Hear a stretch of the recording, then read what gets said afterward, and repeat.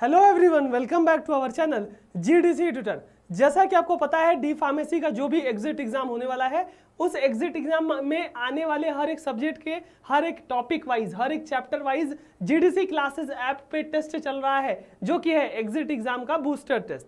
अगर आप भी इस एग्जिट एग्जाम का बूस्टर टेस्ट मिस कर रहे हो तो इसे मिस मत कीजिए, क्योंकि ये टेस्ट टोटली और कंप्लीटली फ्री है। कोई पैसा नहीं देना है, आपको अपने फोन से देना है, घर बैठे देना है। और इसमें एग्जिट एग्जाम में आने वाले हर एक सब्जेक्ट का, हर एक टॉपिक का आपको टेस्ट यहाँ पे अटेम्प्ट कर सकते हो, जिससे आप अपनी तैयारी को इवेलुएट कर सकते हो, as well as exit exam में किस प्रकार के क्वेश्चन बनेंगे, किस प्रकार के क्वेश्चन आपको ट्राई करने हैं, उन सभी का विश्लेषण आप इस टेस्ट से कर सकते हो। तो ये टेस्ट 1 मई से चल रहा है और इस टेस्ट को कैसे देना है, क्या करना है, क्या क्या आता है, सब कुछ बताएंगे। तो उसी में जो पिछला टेस्ट हुआ था वो 5 मई को हुआ था। जी हाँ, 5 मई को जो टेस्ट हुआ था वो आपके रात के 9 बजे से अगले दिन रात के 8 बजे तक होता है। इसके बीच में आप कभी भी दे सकते हो। और इसमें जो 5 मई को टेस्ट हुआ था ना, वो आपका कौन सा सब्जेक्ट का था? जी हाँ, हॉस्पिटल एंड क्लिनिकल फार्मेसी। जी हाँ, हॉस्पिटल एंड क्लिनिकल फार्मेसी, ये भी आपका एग्जिट एग्जाम में आ रहा है। और इसके चैप्टर 1 का हॉस्पिटल फार्मेसी का इंट्रोडक्शन वाला टॉपिक आया था, हॉस्पिटल फार्मेसी से रिलेटेड इंट्रोडक्शन। 5 मई को रात के 9 बजे से अगले दिन 8 बजे तक ये टेस्ट हुआ था। टेस्ट को अगर आप नहीं दे रहे हो तो कैसे देना है? सिंपली जीडीसी क्लासेस ऐप पे चले जाना, हमारा प्ले स्टोर पे ऐप है, डिस्क्रिप्शन में लिंक वगैरह डाल दूंगा। जीडीसी क्लासेस ऐप पे जाओगे, साइन अप करोगे, नीचे बैचेस का साइन होगा, है ना, बैचेस के साइन में प्लस का साइन होगा, तो प्लस के साइन में बैच कोड मांगेगा तो स्मॉल लेटर में DPEE, जी हाँ DPEE स्मॉल लेटर में ऐड कर देना। आप इस बैच में जुड़ जाओगे। रोज रात के 9 बजे से अगले दिन रात के 8 बजे के बीच में आप टेस्ट अटेम्प्ट करो, टेस्ट दो और अपनी तैयारी को बूस्टअप करो, ठीक है। तो हॉस्पिटल क्लिनिकल फार्मेसी में जो जो क्वेश्चन आए थे उसमें से कुछ 5 इंपॉर्टेंट क्वेश्चन हम देखेंगे, आपको बताएंगे, और बाकी के क्वेश्चन देखने के लिए आपको टेस्ट देना पड़ेगा और उसमें जुड़ना पड़ेगा। चलिए देख लेते हैं कौन कौन सा क्वेश्चन आया था। यहाँ पे एक क्वेश्चन आया था इसी में टेस्ट में कि number of pharmacist required for 300 bed size hospital. जी हाँ, ये एक ऐसा क्वेश्चन है ना, लगभग हर एक फार्मासिस्ट एग्जाम में हो, जीपैट एग्जाम में हो, या जितने भी फार्मा रिलेटेड एग्जाम है ना, उसमें बेड के हिसाब से कितने नंबर ऑफ फार्मासिस्ट हॉस्पिटल में चाहिए, क्वेश्चन आता ही आता है। यहाँ पे अलग अलग 50 बेड के हॉस्पिटल से पूछता है, 100 बेड के हॉस्पिटल से पूछता है, 200 बेड के हॉस्पिटल से, 300 बेड के हॉस्पिटल से पूछता है, अलग अलग 500 बेड, 600 बेड, 1000 बेड ऐसे पूछता है। तो यहाँ पे पूछा गया है 300 बेड के हॉस्पिटल में कितने फार्मासिस्ट होने चाहिए?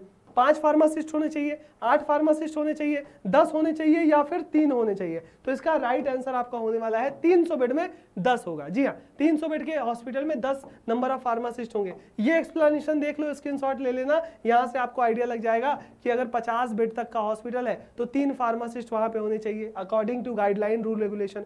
100 बेड के हॉस्पिटल में आपका 5 नंबर ऑफ फार्मासिस्ट रहने चाहिए, 200 बेड के हॉस्पिटल में 8 फार्मासिस्ट होने चाहिए, 300 बेड के हॉस्पिटल में 10 फार्मासिस्ट होने चाहिए, 500 बेड के हॉस्पिटल में 15 फार्मासिस्ट होने चाहिए। तो इस प्रकार के क्वेश्चन आपको बन सकते हैं। फिर आगे चलते हैं, अगला क्वेश्चन क्या होने वाला है? The first person recognized as a hospital pharmacist is. जी हाँ, हमारे वर्ल्ड के अंदर पहला हॉस्पिटल फार्मासिस्ट कौन था? इंडिया के वर्ल्ड के अंदर अगर बात कर ले, हॉस्पिटल के अंदर पहला फार्मासिस्ट किसे बोला गया? जॉनथन रॉबर्ट्स, फ्रेडरिक सर्टनर को, या फिर विक्टर के ऑस्टरलिंग, या फिर जॉनसन बर्चनर? देखो, हमारे अगर बात करते हैं कि फर्स्ट हॉस्पिटल फार्मासिस्ट से पूछा है ना, तो यहाँ पे आपका राइट आंसर होगा जॉनथन रॉबर्ट। जी हाँ, अगर हम बात करते हैं किस ईयर में, 1752 में colonial America first hospital establish हुआ था। कहाँ? पेनिसिलिनिया में, जहाँ पे जॉनथन रॉबर्ट क्या थे?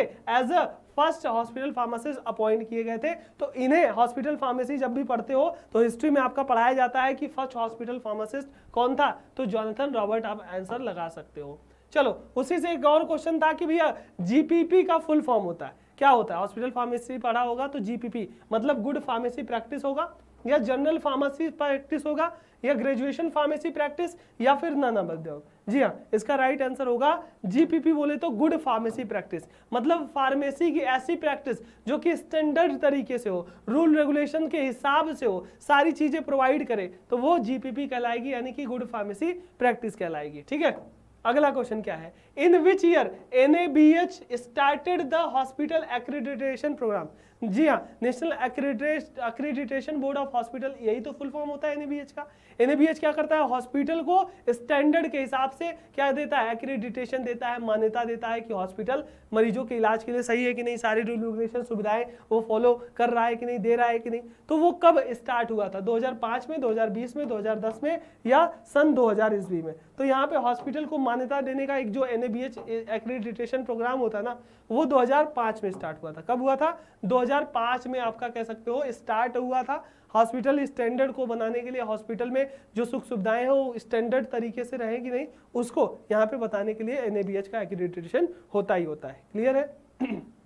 फिर यहाँ अगला है NQAS का फुल फॉर्म। जी हाँ, NQAS का फुल फॉर्म क्या है, नेशनल क्वालिटी एश्योरेंस स्टैंडर्ड, या फिर नेशनल क्वालिटी अमेरिकन स्टैंडर्ड, या नेशनल क्वालिटी एंड सेफ्टी, या फिर नन ऑफ द अबव। तो भैया NQAS का फुल फॉर्म सिंपली आप कह सकते हो नेशनल क्वालिटी एश्योरेंस स्टैंडर्ड, यानी कि कोई भी ड्रग, कोई भी मैन्युफैक्चरिंग स्टैंडर्ड है तो वहां पे क्वालिटी को मेंटेन करने के लिए जो भी आपका कह सकते हो कि स्टैंडर्ड को मेंटेन करवाया जाता है वो NQAS national quality assurance standard होता है। क्लियर है।